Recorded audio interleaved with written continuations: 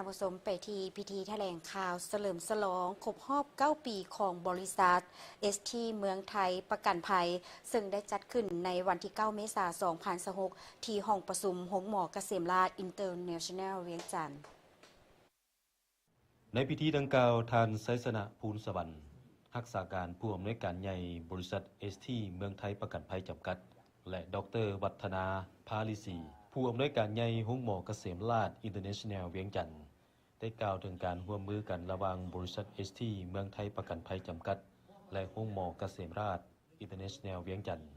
พร้อมกล่าวจุดประสงค์ของการมอบวัคซีนไข้หวัดใหญ่ท่านไสสนะภูลสวรรค์ได้กล่าวว่าการจัดกิจกรรมครั้งนี้ของบริษัทก็เพื่อการคุ้มครองด้านสุขภาพของประชาชนในประเทศลาวผ่านผลิตภัณฑ์ประกันภัยที่ทันสมัยซึ่งปัจจัยที่ให้ ST เมืองไทยประกันภัยสามารถเป็นอันดับหนึ่งเป็นระยะเวลา 6 ปีซ้อนในธุรกิจประกันชีวิตของลาวก็ย้อนผลิตภัณฑ์ที่ตอบโจทย์และมีช่องทางการขายที่แข็งแรงโดยเฉพาะช่องทางตัวแทนผ่านจำนวนตัวแทน 2,000 กว่าคนเป็นอันดับที่1ในประเทศลาว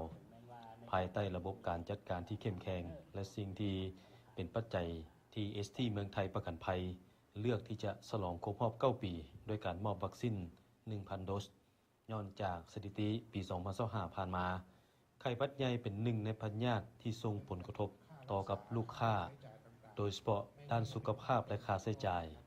ดังนั้นบริษัทจึงเล็งเห็นความสำคัญในการช่วยป้องกันการเจ็บป่วยผ่านโครงการวัคซีน 1,000 โดสและการมอบวัคซีนในครั้งนี้ถือว่าเป็นอีกบาทเก้าสำคัญของบริษัท ST เมืองไทยประกันภัยจำกัดที่ได้เห็นถึงเรื่องสุขภาพของประชาชนในประเทศลาวและส่งเสริมให้คนลาวหันมาใส่ใจในเรื่องของสุขภาพหลายขึ้น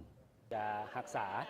เป็นอันดับหนึ่งเนาะพอปัจจุบันนี้เขาปฏิบัติใน6 ปีซ้อนละเนาะเพื่อจะเป็นอันดับหนึ่งในปีต่อๆไปแล้วก้าวไปในปีที่10นี้ก็คิดว่าเขาจะมุ่งมั่นในการบริการให้กับลูกค้าเนาะเขาจะเป็นบอกว่าเป็นคู่เบิ้งแงให้กับลูกค้าและกระสร้างความมั่นคงให้ลูกค้าไว้วางใจเนาะโดยอิงใส่อยู่3ข้อหลักๆเนาะ1ก็คือความแข็งแกร่งของบริษัทของ ST เมืองไทยประกันภัยเนาะซึ่งว่าเขามีผู้ถือหุ้นที่แข็งแกร่งเนาะทางฝั่งลาวและกับฝั่งไทยที่มีประสบการณ์ด้านประกันภัยเขาสามารถที่จะออกผลิตภัณฑ์ตอบโจทย์ให้กับลูกค้าให้กับสังคมให้กับพ่อแม่ประชาชนแล้วก็ทุกวัยเนาะเพื่อจะตอบโจทย์สามารถที่จะเอาไป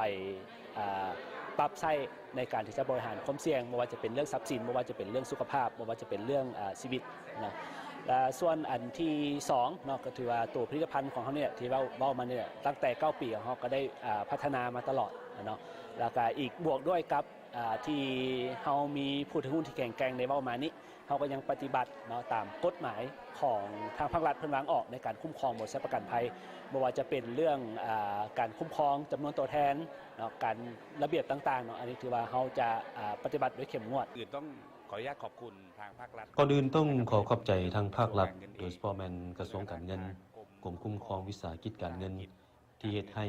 การดำเนินธุรกิจที่เป็นตัวแทนในประเทศลาวสามารถสร้างผลิตภัณฑ์ที่ถูกต้องตามระเบียบกฎหมายเฮ็ดให้บริษัท ST เมืองไทยประกันภัยจำกัดสามารถดำเนินธุรกิจในประเทศลาวโดยมีบริษัทแม่อยู่ประเทศไทยก็คือเมืองไทยประกันชีวิตเพราะว่าเมืองไทยประกันชีวิตมีความเชี่ยวชาญด้านการประกันชีวิตยาวนานหลายกว่า75 ปี